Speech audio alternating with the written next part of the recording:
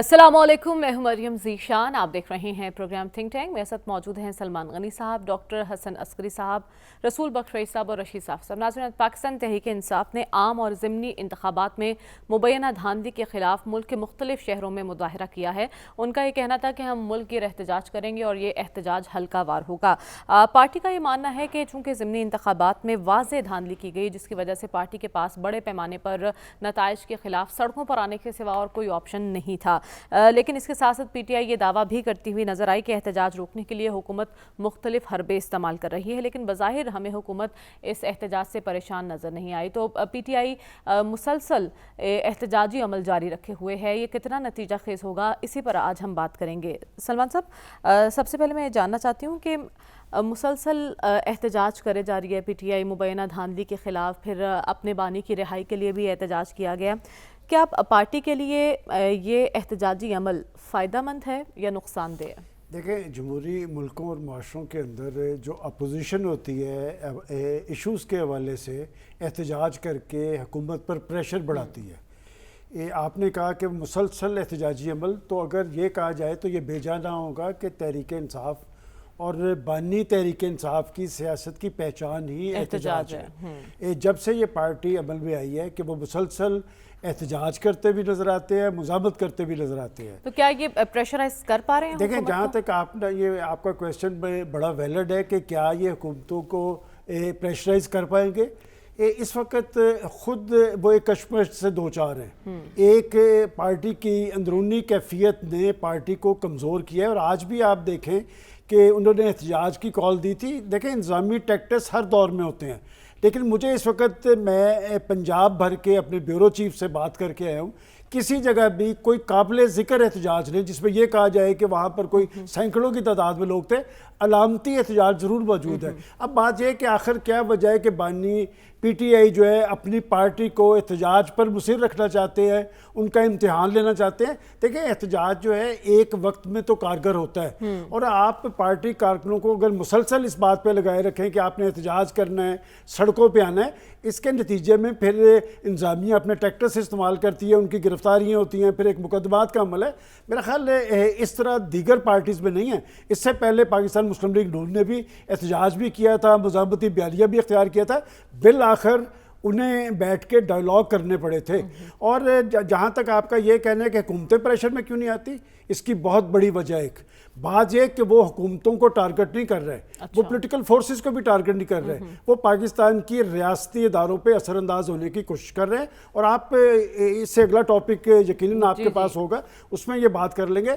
बात यह कि पॉलिटिकल फोर्सेस या पॉलिटिकल पार्टीज जो होती है, एहतजाज भी एक सियासी तर्ज अमल के जरिए होता है, और उसमें आपने लोगों को ये बावर करवाना होता है। उन्होंने आज ऐलान किया था ना कि हम एहतजाज करें और एक पत्ता भी नहीं टूटेगा, यानी पुरअमन एहतजाज की वो बात करें। इसका मतलब माजी से उन्होंने सबक सीखा है।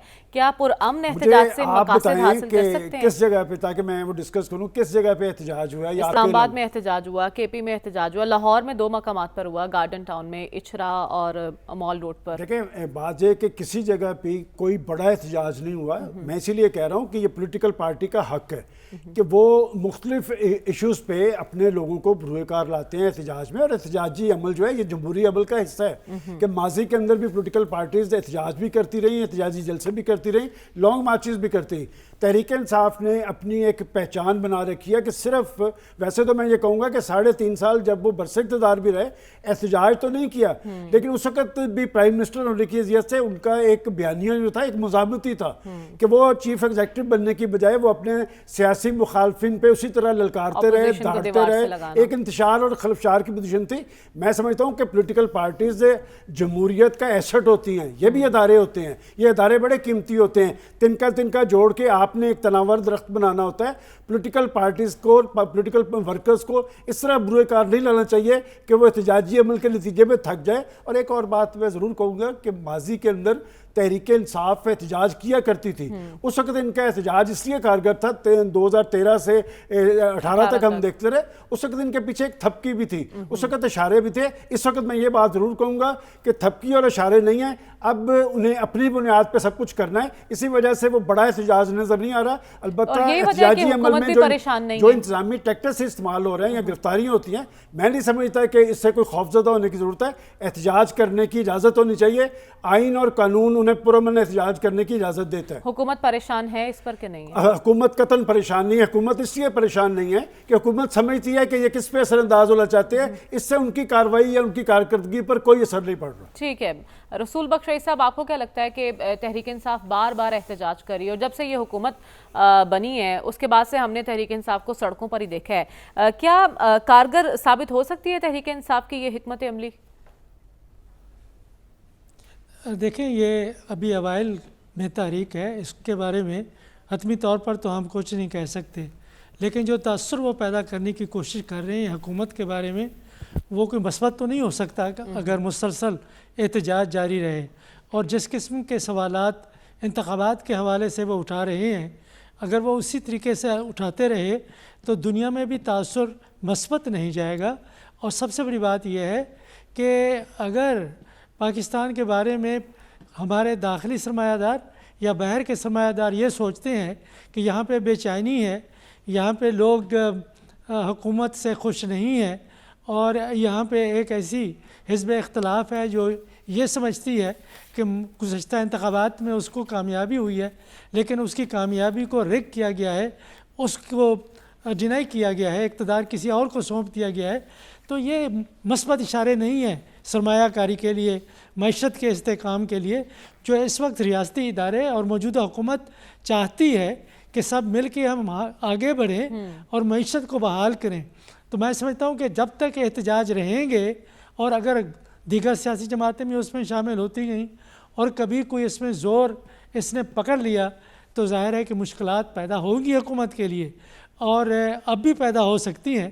تو اسی لیے تو ہم تو ہر دفعہ یہی کہتے ہیں کہ مفاہمت کی طرف آگے بڑھایا جائے، قدم بڑھایا جائے، اور یہ ذمہ داری ان لوگوں کی نہیں ہے جو جیلوں کے اندر بیٹھے ہوئے ہیں، یہ ذمہ داری تو ان کی ہے جن کے پاس ریاستی اقتدار ہے اور جن کے پاس اس وقت حکومت ہے، کہ اگر چاہتے ہیں کہ ملک ترقی کرے تو استحکام کے لیے سب کو کام کرنا ہوگا۔ سنیں، رانا ثناء اللہ صاحب نے بھی کہا ہے کہ سیاست میں مذاکرات سے کوئی انکار نہیں کر سکتا، لیکن پی ٹی آئی تو کسی کے ساتھ بیٹھنے کو تیار نہیں ہے۔ دیکھیں ایسا نہیں ہے، میرے خیال میں وہ بیٹھنے کے لیے تیار ہوں گے اگر انہیں یقین ہو کہ وہ اپنے مقاصد کو وہ حاصل کر سکتے ہیں۔ کہ اگر حکومت یہ چاہتی ہے کہ مذاکرات کا مطلب یہ ہوگا کہ ان کی حکومت کو جائز سمجھ کے یہ خاموشی سے گھر بیٹھ جائیں، تو ایسا تو اس کے لیے تو مقاصد، یہ تو ان کا مقصد نہیں ہے، اس کے لیے تو وہ احتجاج کر رہے ہیں، مذاکرات پہ نہیں آئیں گے۔ مذاکرات میرے خیال میں کرنے کے لیے اس وقت نہ حکومت سنجیدہ ہے، تیار ہے، نہ ریاستی ادارے سنجیدہ ہیں، تیار ہیں۔ اس وقت وہ یہ سمجھتے ہیں کہ طاقت ان کے پاس ہے، اور کارکردگی اچھی دکھا کے، اللہ کرے ایسا ہی ہو کہ کارکردگی اچھی کر کے معیشت کو استحکام دے کے ہم عوام میں اور دنیا میں ایک مقام اور ایک تاثر ایسا پیدا کریں گے کہ یہ حکومت اچھا کام کر رہی ہے تو اس کو کام کرنے کی لیکن جیسا کہ آپ نے کہا کہ اس وقت کوئی سنجیدہ دکھائی نہیں دے رہا مذاکرات کے لیے، لیکن اس کے باوجود کہیں ڈیل اور ڈھیل کی باتیں ہو رہی ہیں۔ رسول بخش رئیس صاحب، اسلام آباد میں ایسی افواہیں کیوں گردش کر رہی ہیں؟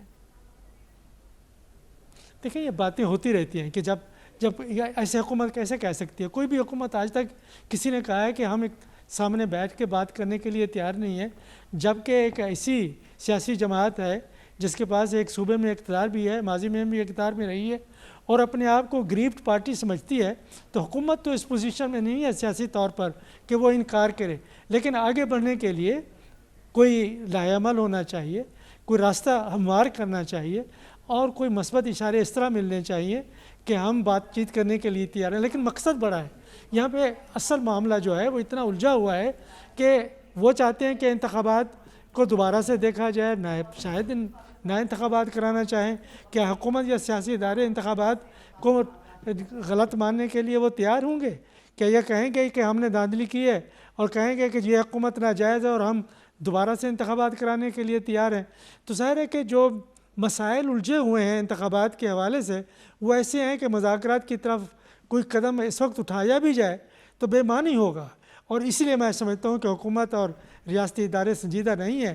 وہ چاہتے یہی ہیں کہ جو اس وقت موجودہ نظام ہے، ہائیبریڈ ہے، جو بھی ہے، اس کو قائم رکھا جائے، معیشت کو استحکام دیا جائے، دہشت گردی کے خلاف جنگ کو لڑا جائے، اور اگر پی ٹی آئی اور دیگر جماعتیں احتجاج کرتی رہتی ہیں تو بے شک کرتی رہیں، لیکن جو ہی اگر وہ قانون کے دائرے سے باہر نکلیں گی، امن و امان کی صورتحال پیدا کریں گی، تو ظاہر قانون حرکت میں آئے گا۔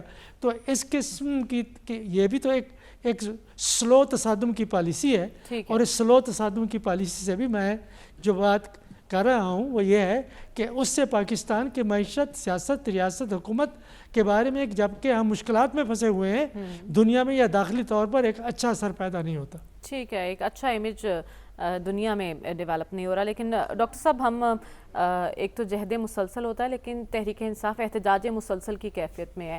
آج بھی ملک گیر احتجاج کا انہوں نے اعلان کیا، اور ملک کے مختلف شہروں میں ان کی جانب سے احتجاج کیا گیا ہے۔ کیا نتیجہ خیز ہو سکتی ہے تحریک انصاف کی یہ حکمت عملی کہ آپ ایوان سے زیادہ میدان میں کردار ادا کریں؟ دیکھیے، ایک تو راستہ یہ ہے کہ بس وہ ایکسیپٹ کر لیں ہر چیز کو، الیکشن بھی صحیح ہوئے ہیں، حکومت بھی پاپولر ہے، اور 5 سال انتظار کر لیں۔ اور دوسرا طریقہ کار یہی ہے کہ وہ ایشو کو چیلنج کریں۔ اگر ریکنسیلیشن کی بات کرنی ہے، کوئی درمیانہ راستہ ڈھونڈنا ہے، تو آپ کو جو ہے نا گیو اینڈ ٹیک کرنا ہوتا ہے، یعنی کچھ چیزیں آپ حاصل کرتے ہیں، کچھ چیزیں آپ دیتے ہیں۔ اس وقت گورنمنٹ کا جو رویہ ہے وہ یہ ہے کہ اسٹیٹس کو مان لو، یعنی جو اس وقت نظام بن گیا ہے، جس طریقے سے بھی بن گیا ہے، الیکشن ہے، حکومت ہے، اس کو آپ ایکسیپٹ کریں اور 5 سال انتظار کریں۔ جو آپ کے کیسز ہیں وہ کیسز چلتے رہیں گے، جو سزائیں ہیں وہ سزائیں آپ کی قائم رہیں گی، عدالتوں سے آپ کو چھڑوا لیں۔ تو یہ کوئی بیوقوفی ہوگا جو ان شرائط کے اوپر کوئی ایگریمنٹ کرے گا۔ لہٰذا اگر کوئی انڈرسٹینڈنگ ڈیولپ کرنی ہے تو پھر یہ ہے کہ دونوں کو 2 قدم پیچھے ہٹنا پڑے گا۔ ٹھیک ہے، لیکن ڈاکٹر صاحب اس دوران ہم دیکھ رہے ہیں کہ کچھ ڈیل اور ڈھیل کی باتیں بھی ہو رہی ہیں۔ سعد رفیق صاحب نے ایک ٹویٹ کیا جس میں انہوں نے کہا کہ تحریک انصاف کے موجودہ اور کچھ سابق رہنما ہیں جن کے نام ECL سے نکال دیے گئے ہیں، جن میں علی امین گنڈا پور صاحب، اعظم سواتی، مراد سے۔ انہوں نے کہا جب PTI کا دور اقتدار تھا تو پوری اپوزیشن ECL میں تھی، تو یہ ڈھیل ہی ہے، ڈھیل مبارک ہو PTI کو۔ یہ ہے انٹرپریٹیشن اپنی مرضی کی۔ بات یہ ہے کہ 2 کو چھوڑ دیا، 1 کو اس کو نکال دیا، اس سے تو اس سے فرق کیا پڑتا ہے؟ جن پہ ایک آدمی پہ اگر 6 کیا 20 30 کیسز ہیں تو اس سے کیا فرق پڑے گا؟ دیکھیے، اس میں بات یہ ہے کہ یہ اب سعد رفیق کہیں یا کوئی اور کہیں، جو لوگ اس وقت پاور سٹرکچر کا حصہ نہیں ہیں، جو پاور سٹرکچر کا حصہ ہیں وہ فیصلہ کریں، چاہے وہ وزیر اعظم ہیں، چاہے ادارے ہیں۔ وہ جب تک یہ فیصلہ نہیں کرتے کہ معاملات کو آگے چلانا ہے، مشکلات سے نکلنا ہے، تب اپروچ ایک ہے۔ دوسری اپروچ یہ ہے کہ ان کو چھوڑنا نہیں ہم نے، یہ ٹھیک ہے، یہ کرتے رہیں۔ مثلا یہ ہے کہ جب احتجاج کی بات ہوتی ہے سیکشن 144 لگ جاتا ہے۔ اب سوال یہ ہے کہ جی وہ اجازت نہیں دے سکتے، ٹیررزم کا خطرہ ہے۔ اب ٹیررزم کا خطرہ تو اس ملک میں ہر جگہ ہے، آپ سارے کاروبار بند کر کے گھروں میں بیٹھ جائیں۔ تو میرے نزدیک جب تک بدنیتی کو چھوڑ کر آپ سنسیئرلی اس بات پہ توجہ نہیں دیتے کہ معاملات کو بہتر کرنا ہے، اور بہتر اسی وقت ہوں گے جب آپ جو ہے نا دونوں سائیڈ میں ضد کم ہوگی۔ اور جو میں نے بار بار کہی ہے، اگر آپ 9 مئی 2023 اس پہ اگر آپ اٹکے رہیں گے تو نہ آپ کی سیاست بہتر ہوگی، نہ آپ کی ریاست بہتر ہوگی، نہ آپ کی اقتصادیات بہتر ہوگی۔ لہذا چوائس حکمرانوں کی ہے کہ انہوں نے اپنی مرضی سے حکومت چلانی ہے۔ دیکھیں، اس کا ایک اور طریقہ ہے، اپوزیشن کچھ کرتی رہے، PTI کچھ کرتی رہے، ایک ہی پارٹی ہے نا، زیادہ پارٹیاں تو حکومت میں ہیں نا۔ اگر یہ اپنی پرفارمنس کو امپروو کر لیں، اگر یہ لوگوں کے فائدے کے کام کریں، اگر یہ ڈرامے چھوڑ دیں، تو میرا خیال یہ ہے کہ پھر اپوزیشن پیمانے ہو جائے گی۔ بات یہ ہے کہ پرفارمنس بھی کچھ نہیں ہے، اپوزیشن کو بھی موقع مل جاتا ہے۔ یا تو یہ ہے کہ اپوزیشن کو اگنور کر کے وہ اقتصادیات کو بہتر کریں، وہ سیاست کو بہتر کریں، عوام کی فلاح کریں، پرائسز کو کنٹرول کریں، اور اس ملک کا کایا پلٹ دیں۔ لوگ اپوزیشن کو بھول جائیں گے۔ اگر سٹیٹس کو رکھنا ہے، اکنامک سٹیٹس کو، پولیٹیکل سٹیٹس کو، سوشل سٹیٹس کو، اپوزیشن کے ساتھ سٹیٹس کو، تو پھر آپ ٹھیک ہے، اگر کمپرومائز دونوں کو بھول اعتبار جائیں۔ سے بال حکمرانوں کے کورٹ میں ہے. صافی صاحب آپ کو کیا لگتا ہے احتجاج احتجاج احتجاج یہ پالیسی درست ہے؟ کیوں پاکستان تحریک انصاف ڈائلاگ پر آمادہ نہیں ہو رہی؟ مریم، ایک تو احتجاج جمہوری معاشروں کا ایک حسن ہے، اور اگر پرامن ہو تو اس سے آپ کسی کو نہیں روک سکتے. تو اگر پی ٹی آئی کو اپنے مسائل اور ملک کے مسائل کا حل انہیں احتجاج میں نظر آ رہا ہے تو یہ ان کا جمہوری حق ہے. اور جس طریقے سے وہ اب اور کچھ مدت سے احتجاج کر رہی ہے تو میرے خیال میں وہ تو کوئی غلط معاملہ نہیں ہے. ٹھیک ہے، احتجاج کے عمل سے کچھ ملک کا جو نظام ہے اس میں خلل پڑتا ہے، کچھ اکنامک ایکٹیویٹیز میں اس میں مسائل پیدا ہوتے ہیں، لیکن اس کو آپ رد نہیں کر سکتے، اس احتجاج کو آپ ناجائز نہیں کہہ سکتے. اور اگر وہ قانون اور آئین کے دائرے میں ہو تو پھر تو اس پہ یہ بالکل ضروری ہے، کیونکہ اپوزیشن اگر احتجاج بھی نہ کرے تو اور کیا کرے؟ وہ کوئی ڈانگ سوٹی اٹھا کے پھر ایک دوسرے کے سر پہ تو نہیں مار سکتے، نہ حکومت کے گریبان میں وہ ہاتھ ڈال سکتے ہیں. اپوزیشن نے ایوان کے اندر اس دن احتجاج کیا، 2 اراکین کو اسپیکر صاحب نے معطل کیا. وہ تو اچھا ہے کہ اب ان کی جو معطلی ہے وہ معطلی ختم ہو گئی. تو ایوان کے اندر بھی آپ ان کو کچھ نہیں کرنے دے رہے، اسٹریٹ میں بھی آپ ان کو معترض ہو جاتے ہیں کہ احتجاج کیوں ہے. لیکن یہ جو ہے اس سے آپ کسی بھی سیاسی جماعت کو اگر روکیں گے تو یہ میرے خیال میں خود جمہوری اور ایک مہذب معاشرے کی پھر نفی ہوگی. یہ چیزیں ان کو کرنے دے، اس کے بغیر پی ٹی آئی کے پاس کوئی چارہ نہیں ہے. ویسی بھی آج کا احتجاج ہم نے دیکھ لیا، اس میں لوگوں کی شمولیت کم سے کم تر ہوتی جا رہی ہے، کیونکہ ہم نے دیکھ لیا کہ یہاں پہ آئینی اور جمہوری طریقے سے جو احتجاج ہوتا ہے اس کا اثر بہت کم ہوتا ہے یا بہت مدت بعد سامنے آتا ہے. اس لیے پھر پی ٹی آئی جیسی جماعتیں پھر 9 مئی جیسے واقعات کا سہارا لیتی ہیں، اور اس کے نتیجے میں ان کی پاپولیرٹی یا عوام ان واقعات کا بہت زیادہ نوٹس لینے پہ مجبور ہو جاتی ہے، لیکن اس کے آفٹر شاکس بڑے خطرناک ہوتے ہیں. اب 9 مئی کو سال ہونے کو ہے، لیکن پی ٹی آئی کا پیچھا اس سے نہیں چھوٹ رہا. اس کے علاوہ دیکھیں، حکومت نے ابھی 2-3 مہینے حکومت عمل میں آئی ہے، تو یہاں پہ میرے خیال میں اپوزیشن سے زیادہ تھنک ٹینک کو ہتھیلی پہ سرسوں جمانے کا شوق ہے. اب 3 مہینے میں اور کیا کیا جا سکتا ہے؟ بظاہر جو ہم جیسے کم علم لوگوں کو نظر آ رہا ہے، اسٹاک مارکیٹ میں اضافہ ہو رہا ہے، آئی ایم ایف آپ کو قرضہ دینے کے لیے تیار ہے، سعودی وفد آ چکا ہے، مزید وفود آ رہے ہیں، ریزرو جو ہے وزیر خزانہ کہہ رہے ہیں کہ اسٹیٹ بینک کے ریزرو میں اضافہ ہوا ہے، مہنگائی کے بارے میں کہا جا رہا ہے کہ آنے دنوں والے میں کمی ہو جائے گی. تو میرے خیال میں پی ٹی آئی کو بھی تھوڑا سا تتا کر کے کہنا چاہیے، کچھ وقت شہباز شریف صاحب اور ان کی حکومت کو دینی ہوگی. اگر گیو اینڈ ٹیک پہ بھی جس طرح بات کی گئی کہ P T I give and take پہ بھی آمادہ نہیں ہے، جو اڈیالہ کا قیدی ہے وہ سیاسی قوتوں کو منہ لگانے کے لیے تیار نہیں ہے، تو پھر یہ بات تو محمود خان اچکزئی صاحب کی بس کی نہیں ہے کہ وہ آپ کے تمام مسائل آ کے حل کر دیں گے، یا جو سنی اتحاد کونسل ہے ان کا تو یہ مینڈیٹ نہیں ہے کہ آپ کے مسئلے حل ہو.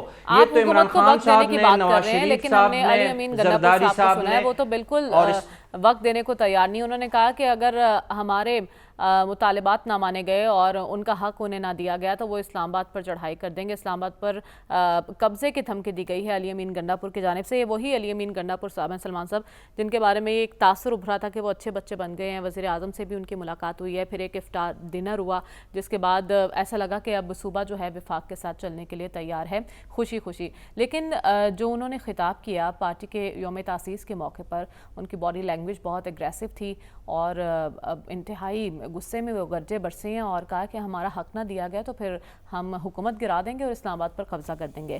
بطور وزیر اعلیٰ ان کو یہ لینگویج ایسی بات کرنا سوٹ کرتا ہے؟ دیکھیں، بات یہ کہ علی امین گنڈا پور یہ بات کہے کہ کس کے ہاں سرخرو ہونا چاہتے ہیں، کیا وہ اپنے صوبے یا صوبے کے عوام کے مسائل کے ساتھ ان کی کمٹمنٹ ہے یا بانی پی ٹی آئی ان کے ہاں وہ سرخرو ہونا چاہتے ہیں. دیکھیں بات یہ کہ معاملات بہتری کی جانب گامزن ہوتے ہیں تو پھر ایک بیان آ جاتا ہے. یہ سب کچھ ریکارڈ پہ موجود ہے. اور کیا اسلام آباد پر چڑھائی اتنی ہی آسان ہے؟ ماضی کے اندر یہ کام کچھ مذہبی انتہا پسند تنظیمیں کیا کرتی تھی. یہ بات کسی پولیٹیکل پارٹیز نے دھرنا سیاست ضرور ہوئی ہے کہ ہم آ کے اسلام آباد پر قبضہ کر لیں گے. انہیں یہ نہیں پتا ہے کہ پختونخوا اور اسلام آباد کے راستے میں راولپنڈی بھی آتا ہے. تو یہ اتنے آسان کام نہیں ہے. اور جیسا کہ وہ کرنا چاہ رہے ہیں, میں نہیں سمجھتا کہ علی امین گنڈا پور بطور چیف منسٹر بیانات ضرور دیں گے. مجھے تو یاد ہے آج سے 15 روز پہلے انہوں نے پرائم منسٹر سے ملاقات کرنے کے بعد یہ بات کہی تھی کہ میری انہوں نے بات سنی بھی ہے اور انہوں نے یقین دہانی بھی کروائی ہے. اور یہ یوم تاسیس کا فنکشن ہے. پارٹی کارکنوں سے جب بندہ خطاب کرتا ہے تو پارٹی کارکنوں کے اندر تحریک پیدا کرنے کے لیے اس طرح کے بیانات بھی دیے جاتے ہیں. بطور پارٹی رہنما انہوں نے یہ خطاب کیا ہے یا بطور وزیر اعلیٰ ان کا یہ خطاب کس طرح سے دیکھتے ہیں؟ اس وقت پختونخوا کے اندر ان کی حکومت ہے اور انہوں نے اپنی حکومت چلانی ہے. اور یہی وجہ ہے کہ آپ کو یاد ہوگا اس سے بھی سخت انہوں نے ایک بیان دیا تھا, لیکن 48 گھنٹے کے اندر وہ پھر پرائم منسٹر سے ملاقات کرنے بھی چلے گئے تھے. اسلام آباد پاکستان کا وفاقی دارالحکومت ہے, اتنا آسان نہیں. ایک اور بات میں کرنا چاہ رہا ہوں, چونکہ یہاں پر مسلسل ایک بات ڈسکس ہو رہی کہ جی وہ اپوزیشن جو ہے وہ الیکشن کی کریڈیبلٹی کو ٹارگٹ کر کے, ہمارا تو قومی المیہ یہ ہے کہ 2000 میں پچھلے صرف 10 سال کی بات کرتا ہوں. ویسے تو میں نے آپ کو بتا دیا کہ جب سے پی ٹی آئی وجود میں آئی ہے ان کی پہچان ہی احتجاج اور مزاحمت ہے. کہ بات یہ کہ کیا 2018 کے الیکشن میں جب آر ٹی ایس سسٹم بٹھایا تھا اور 25 جولائی کے الیکشن کے رزلٹس 28 جولائی کو آ رہے تھے, وہ ساری قوم کو پتہ ہے کہ وہ کیسے الیکشن تھے, یہ الیکشن کیسے ہے. الیکشن کی ساکھ پاکستان کے اندر سیاسی استحکام نہیں آنے دیتی. اس وقت بھی مجھے یاد ہے کہ یہ مولانا فضل الرحمان نے اپوزیشن کو اس بات پہ تیار کر لیا تھا کہ ہم ان اسمبلیوں کا حصہ نہیں بنیں گے. لیکن پیپلز پارٹی نے کمال سمجھداری کا مظاہرہ کرتے ہوئے انہوں نے کہا تھا کہ ایوان کے اندر آئے, ایوان کے اندر بیٹھ کے ہم اپنی تگودو کریں گے. اب بھی میں سمجھتا ہوں کہ پی ٹی آئی کی جو جیل سے باہر لیڈرشپ ہے وہ آئین اور قانون کی بات کر رہی ہے, وہ ڈائیلاگ کی بات بھی کر رہی ہے, وہ ریاستی اداروں پہ حملہ نہ کرنے کی بات بھی کر رہی ہے. چلتی کس کی ہے؟ وہ مروت صاحب کی.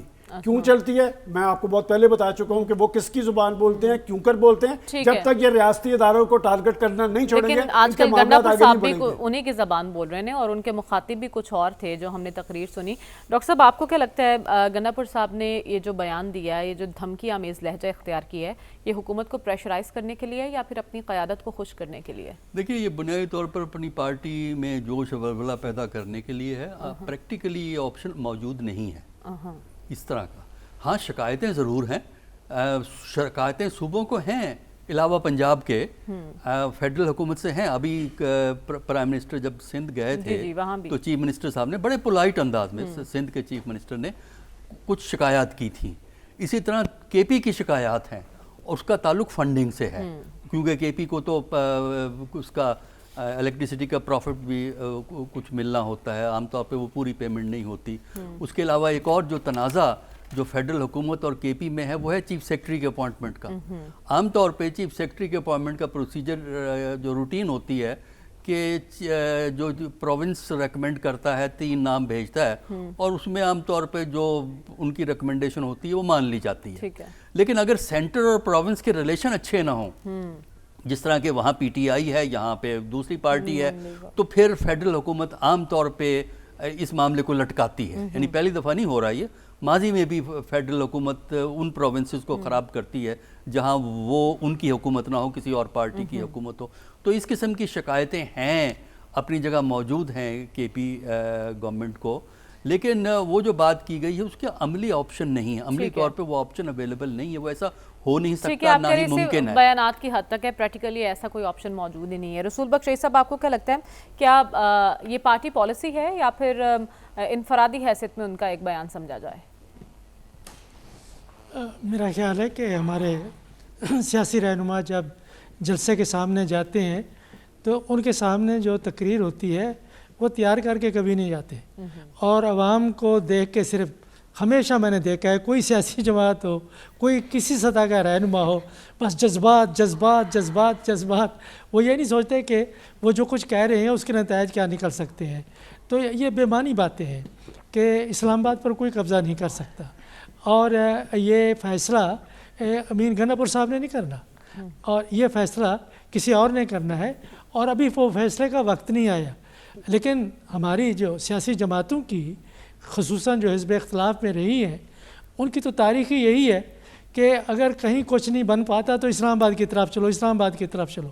پہلے آپ نے کوئی معاہدہ کرنا ہے، میں تو اسلام آباد کا شہری ہوں اور مجھے پتہ ہے کہ آپ کتنا بڑا عذاب پیدا کرتے ہیں اسلام آباد اور راولپنڈی کے لوگوں کے لیے۔ آپ سیاسی لڑائی کسی اور شہر میں بھی تو لڑ سکتے ہیں، کراچی سب سے بڑا شہر ہے، کہیں اور اسلام آباد آخر کیوں؟ تو میرا خیال یہ ہے کہ یہ جذباتی باتیں ہیں، ایسا ہو نہیں سکتا۔ لیکن یہ ہے کہ جو ریٹرک ہے، پولیٹیکل ریٹرک جو کہتے ہیں، وہ بلاغت اور مبالغہ بازی اور جذباتیت، اس کے بارے میں ذرا سوچنا چاہیے کہ سنجیدگی سے بات کرنی چاہیے۔ میرا نہیں خیال کہ ہمارے سیاسی رہنما کسی بھی سطح کے ہوں کہ اگر کسی سیاسی جلسے میں جانا ہو تو کوئی تقریر تیار کر کے جاتے ہوں، یا یہ کہ ان امور کے بارے میں بات کرنی ہے، ان کے بارے میں کبھی بات کرنی ہی نہیں ہے۔ یہاں اتنی آزادی ہوتی ہے کہ بس بے لگام لوگ ہو جاتے ہیں۔ یا پھر آپ کو اپنے عہدے کا، اپنے منصب کا خیال رکھنا چاہیے، ایسے بیانات سے گریز کریں جس سے عوام میں اشتعال پیدا ہو۔ صافی صاحب، آپ کے پاس کیا خبر ہے، کیوں علی امین گنڈا پور صاحب اتنے جذباتی ہو گئے اور کیوں اتنا گرج برس رہے ہیں؟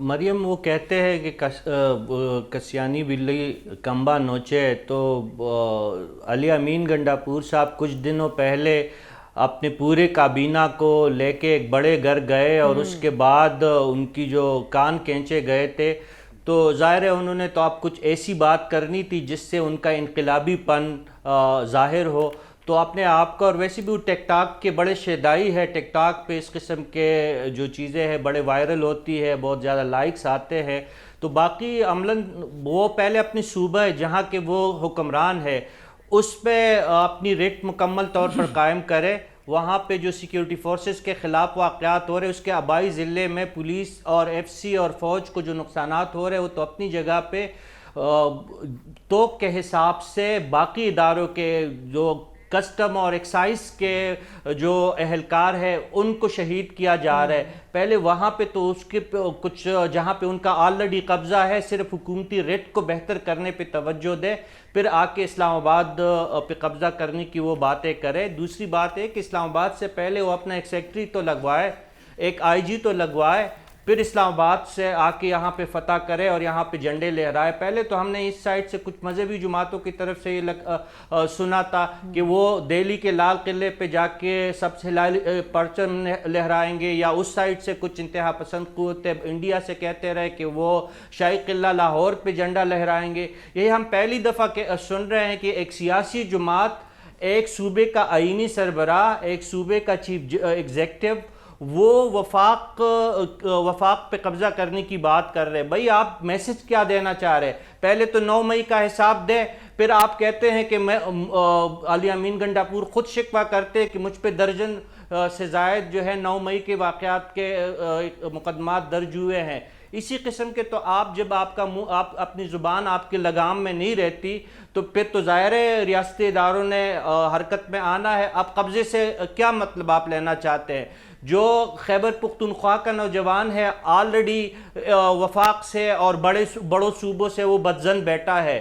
جب ایک بڑے آئینی عہدے پہ برجمان شخص ان کو اس قسم کا ترغیب دے گا، اور پھر کل کو اگر ریاستی ادارے حرکت میں آتے ان کے خلاف پھر ایکشن لیتے، تو پھر ہم رونا شروع کر دیتے کہ بھئی ایک پارٹی کے خلاف ایسا کیوں ہے۔ جب آپ ایک آئینی عہدے پر ہوں تو آپ کو ذمہ داری کا مظاہرہ کرنا ہوگا۔ ہمیں پروگرام میں آگے بڑھنا اور بات کرنی ہے کہ امریکی یونیورسٹیز میں غزہ جنگ کے خلاف مظاہرے کیے جا رہے ہیں، یہ کیا رجحان ہے اور اس کے اثرات کیا ہو سکتے ہیں، اس پر ڈسکشن کریں گے اس بریک کے بعد۔ اسٹے ود اس۔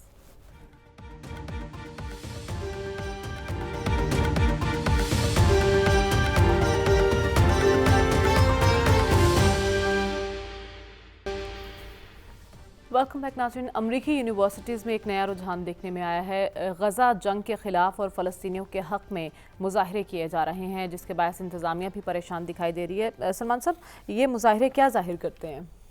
دیکھیں غزہ میں پیدا شدہ انسانی صورتحال اور فلسطینیوں کی جو نسل کشی کا عمل ہے اس کے دنیا بھر میں اثرات ہو رہے ہیں. امریکہ میں کیوں زیادہ ہیں؟ آپ نے تو یونیورسٹیز کی بات کی ہے. ان کے سفارتکار کل ان کی ایک اسپوکس پرسن جو 18 سال سے تھی اس نے ریزائن دیا ہے اور یہ تیسری یا چوتھے ان کا ذمہ دار ہے. پھر یونیورسٹیز دیکھیں یونیورسٹیز کا دنیا کے جمہوری معاشروں میں ایک رول ہوتا ہے نوجوانوں کا. یہ معاملہ جو ہے یہ ہارورڈ سے شروع ہوا ہے, اس کے بعد برکلے, پھر کیلیفورنیا, پھر کولمبیا اور درجنوں یونیورسٹی سے, اور یہ سینکڑوں کی تعداد میں لوگ گرفتار ہو رہے ہیں. Exactly. تو ان کا تو آپ کے خیال میں تعلق یہ مسلمان یا عرب ہے؟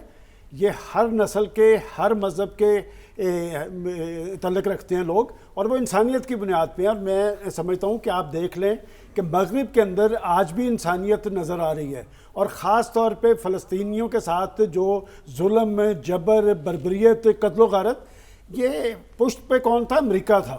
اور امریکہ نے اسے کہا کہ ہماری طاقت اور قوت اسرائیل کے لیے استعمال ہوگی, اور اسی نشے میں اس نے فلسطینیوں کی جو نسل کشی کا سلسلہ شروع کیا ہے.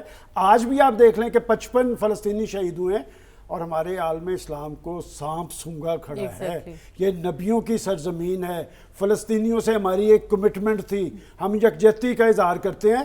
یہ امریکہ کے اندر ہو رہا ہے, اور امریکہ کے اندر آپ دیکھ لیں کہ اس کی سیاسی تاریخ. آج رسول بخش رئی صاحب نے کالم لکھا ہے, بہت اچھا ان کا کالم ہے. انہوں نے کہا کہ کاش میں بھی وہاں پر ہوتا تو ہم دیکھتے کہ رسول بخش رئی صاحب بھی وہاں پر مظاہرہ کر رہے ہوتے کہ وہ ویتنام پہ بھی نکلے تھے. اس کے علاوہ بھی مختلف ایشوز پہ نوجوان نکلتے. اثرات یہ ہیں, اثرات آپ اثرات انتخابات میں نظر آئیں گے. بائیڈن صاحب جہاں جا رہے ہیں لوگ جرأت سے اٹھ کے کھڑے ہوتے ہیں کہ جی یہ بند کروائیں وہاں پر فلسطین کے اندر قتل عام کا سلسلہ. اور میں سمجھتا ہوں کہ اگر انسانیت کی بقا کے لیے انسانیتی میدان کے اندر نکل کے آئے تو اسرائیل سب سے بڑا ملزم ہے, سب سے بڑا غنڈہ ہے. اور اس غنڈے کو سپورٹ کس کی ہے؟ امریکہ کی ہے, جس نے اپنی طاقت اور قوت. اور پھر آپ یاد کریں کہ بائیڈن صاحب بھی وہاں گئے تھے, پھر ان کے سیکرٹری آف اسٹیٹ بھی وہاں گئے تھے, اور اب بھی وہ اپنا چہرہ مسخ چہرہ دیکھیں. امریکہ کے حوالے سے ایک عام تصور یہ تھا کہ وہاں پر جمہوری آزادی ہے, ہیومن رائٹس کی بات ہوتی ہے, انسانیت کی بات ہوتی ہے. اس سے بائیڈن صاحب کی پالیسیز نے خود امریکہ کو لا کے کھڑا کر دیا ہے کہ لوگ آج امریکہ پہ سوالات اٹھا رہے ہیں. اور اس کا ابھی آپ دیکھیں ان کی انتخابی کمپین چل رہی ہے. انتخابی کمپینز میں انہیں بہت ساری ہڈلز آ رہی ہیں. لوگوں کے اندر جرأت ہے. میں سمجھتا ہوں کہ آج بھی امریکی معاشرے کے اندر اتنی جان ہے کہ وہ انسانیت کی بنیاد پہ اپنے پریزیڈنٹ کے سامنے کھڑے ہوتے ہیں, اور ان میں سے بھی زیادہ تعداد خواتین کی ہے. اس لیے کہ وہاں پر آپ دیکھیں ہزاروں کی تعداد میں بچے, خواتین, اور اس کے بعد بمباری کا عمل وہ باز آنے کے لیے تیار ہی نہیں ہے. جب تک یرغمالی نہیں چھوڑیں گے, وہ کہہ رہے ہیں جنگ جاری رہے گی. لیکن ڈاکٹر صاحب آپ کو کیا لگتا ہے اسٹوڈنٹس کو اریسٹ کیا جا رہا ہے, اور یہ تک کہا جا رہا ہے کہ نیشنل گارڈ کے دستے بھی یونیورسٹیز میں طلب کیے جا سکتے ہیں, اس رد عمل پر جو بائیڈن انتظامیہ کو کیا قیمت چکانی پڑ سکتی ہے؟ دیکھیے اس کی بہت بڑی سیاسی قیمت ان کو ادا کرنی پڑے گی بائیڈن حکومت کو, کیونکہ اسرائیل نے جو جبر اور بربریت کا رویہ اختیار کیا ہے غزہ کے علاقے میں, اس کی وجہ سے آپ یہ ری ایکشن اس وقت امریکن یونیورسٹیز میں دیکھ رہے ہیں. اور اس کو کور کرنے کے لیے اس کو اینٹی سیمیٹزم کا لیبل لگایا جا رہا ہے کہ یہ جو ہے نا جو اینٹی سیمیٹک موومنٹ ہے, جبکہ اس کا اینٹی سیمیٹزم سے کوئی تعلق نہیں ہے. یہ بنیادی طور پر اس ظلم کے خلاف احتجاج ہے جو کہ غزہ کے اندر اسرائیل کی فورسز جو ہیں وہ کر رہی ہیں, اور اس کا بالکل اثر ہوگا. یہ بالکل اسی قسم کی سچویشن ہے جو 1968 میں امریکہ میں ہوئی تھی ویتنام وار کے خلاف, جو اسٹوڈنٹ نے احتجاج کیا تھا. 68 کے اندر یورپ میں بھی بڑا احتجاج ہوا, جس میں کہ جو اس وقت وہاں کے جو پریزیڈنٹ تھے ڈیگول, ان کو الٹیمیٹلی ریزائن کرنا پڑا تھا. تو یہ اسی قسم کا نتیجہ یہ ہوگا کہ یہ جو ہے نا تمام بڑے کیمپسز کے اوپر پھیل گیا ہے, اور اس میں جو بڑی یونیورسٹیاں ہیں ان میں عام طور پہ جوئس اسٹوڈنٹ کی تعداد زیادہ ہوتی ہے, کیونکہ بڑی یونیورسٹیاں مہنگی یونیورسٹیاں ہیں امریکہ کی, اور وہاں یہ پروٹیسٹ ہو رہا ہے جس میں کچھ جوز بھی شامل ہیں. اور اس کی وجہ سے اب جو پرو اسرائیل ایلیمنٹ ہیں وہ کوشش یہ کر رہے ہیں کہ اس کو اینٹی سیمیٹزم کا لیبل لگا کے وہاں کے یا تو پریزیڈنٹس کو مجبور کیا جائے, جو ہمارے یہاں جس طرح وائس چانسلر ہوتا ہے وہاں پریزیڈنٹ ہوتا ہے یونیورسٹی کا, کہ ان کو برخاست کر دیا جائے اور ان کے خلاف کوئی سخت قسم کا ایکشن لیا جائے. میرا نہیں خیال کہ کوئی بڑا سخت ایکشن ہو سکتا ہے. چند کچھ اریسٹ جو ہو رہی ہیں اس کے علاوہ، کیونکہ یہ بڑے کیمپسز کے بجائے اب درمیانے کیمپسز کے اوپر بھی پھیلتا جو چلا تو یہ جا رہا ہے، حکومت کو پریشرائز کرنے میں کس حد تک کامیاب ہو سکتا بڑی حد تک ہوگا، اس لیے کہ یہ الیکشن ایئر ہے، اور یہ جو نوجوان یونیورسٹی کے اسٹوڈنٹ ہیں وہ ان میں سے بیشتر، بلکہ جو گریجویشن کر رہے ہیں وہ تو سب ووٹنگ ایج کے اندر ہوتے ہیں، تو وہ سب اپنا ووٹ جو ہے وہ بائیڈن کو نہیں دیں گے بلکہ کسی اور طرف دے دیں گے، یا ووٹ ہی نہیں ڈالیں گے، کیونکہ پرابلم یہ ہے کہ دوسری طرف جو بندہ ہے وہ بھی پرو اسرائیل ہے، تو ہو سکتا ہے یہ لوگ ووٹ ہی نہ ڈالیں جا کے، تو اس کی وجہ سے اور بے چینی امریکہ کے اندر ہوگی، جس سے کہ ان کے جو بزنس ہے سرکلز ہیں ان کو نقصان پہنچے۔ ٹھیک ہے، تو کیا امریکی انتظامیہ کو اس صورتحال کا ادراک نہیں ہے، اور یہ ٹرینڈ آنے والے وقت کی کیا منظر کشی کر رہا ہے، اس پر ہم بات کریں گے اس بریک کے بعد۔ اسٹے ود اس۔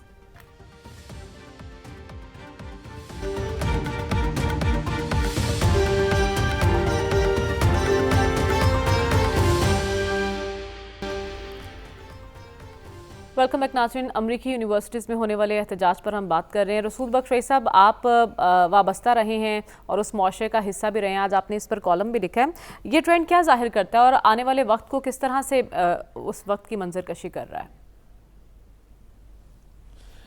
دیکھیں، یہ احتجاج کوئی روک نہیں سکتا امریکہ میں، اور امریکی طلباء اور نوجوان وہاں پہ کسی اصول کی بنیاد پر مظاہرے کرتے ہیں، احتجاج کرتے ہیں، اور جب تک وہ کامیاب نہیں ہوئے تاریخ میں کبھی وہ مظاہرے بند نہیں ہوئے۔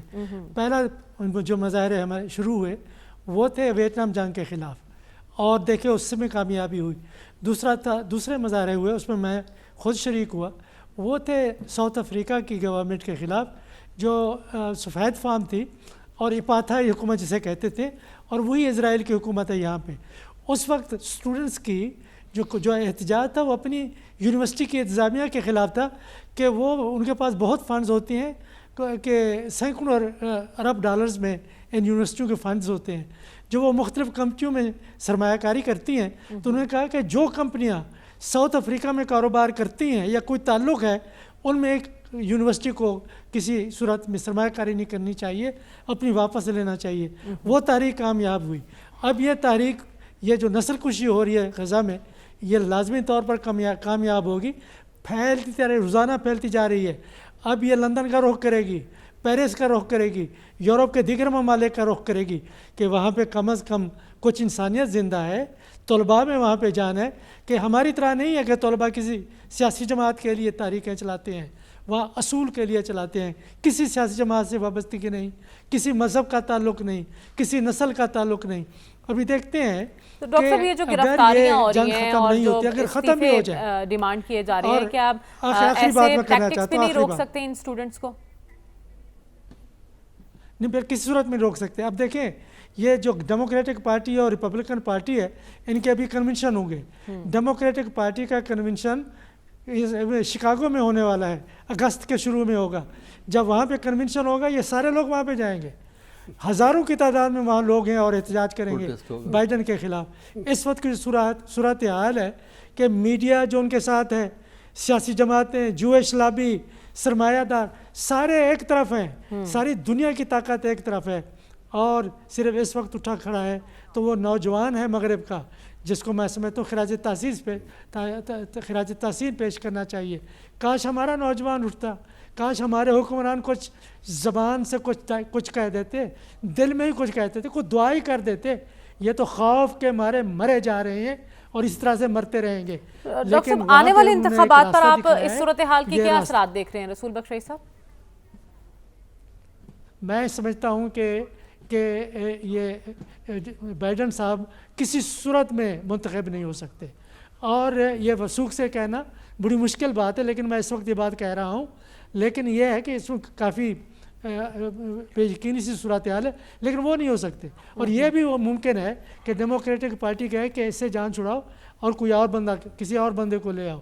تو یہ اس وقت ڈیموکریٹک پارٹی، یہ پوری دیکھیں دونوں جماعتیں جو ہیں، ایک پوری ایک پولیٹیکل اسٹیبلشمنٹ ہے امریکہ کی، میڈیا اس کا حصہ ہے، باقی سیاسی اداروں کی وہاں اتنا اہمیت نہیں ہے۔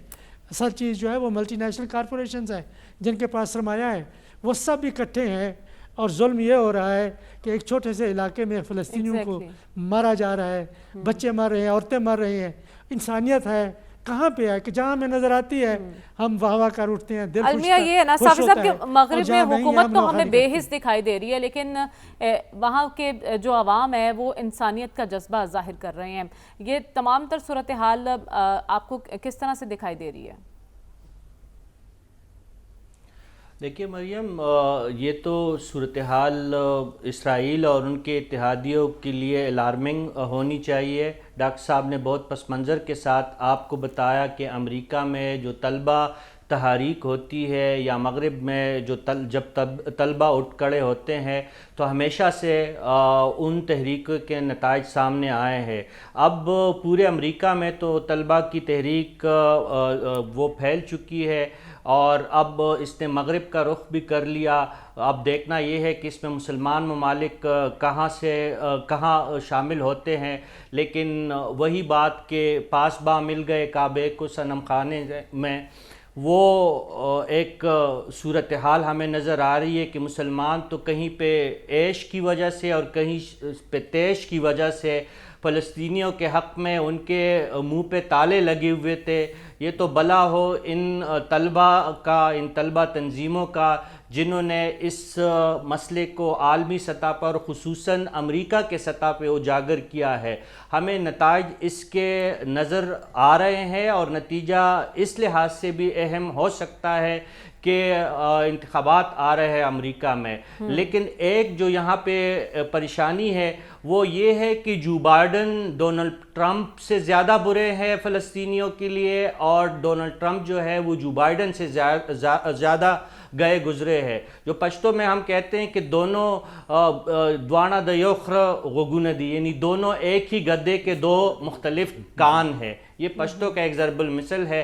دونوں میں بڑی حد تک مسلمانوں کے حوالے سے، اسپیشلی اسرائیل پالیسی کے حوالے سے اور فلسطینیوں کے حوالے سے، ان کی پالیسی میں اسٹیٹ ڈپارٹمنٹ کی پالیسی میں ہمیں کوئی زیادہ تبدیلی نظر نہیں آئے گی. قیادت تبدیل ہوتی ہے بھی، لیکن یہ جو تحریک چل رہی ہے، یہ جو طلبہ اس وقت جو احتجاج پہ اتر آئے ہیں اور جس طریقے سے وہ احتجاج کا سلسلہ بڑھ رہا ہے، اس کے نتیجے میں فلسطینیوں کو کچھ نہ کچھ امید پیدا ہوئی ہے. 202 دن سے ان پہ مظالم کے پہاڑ توڑے جا رہے ہیں.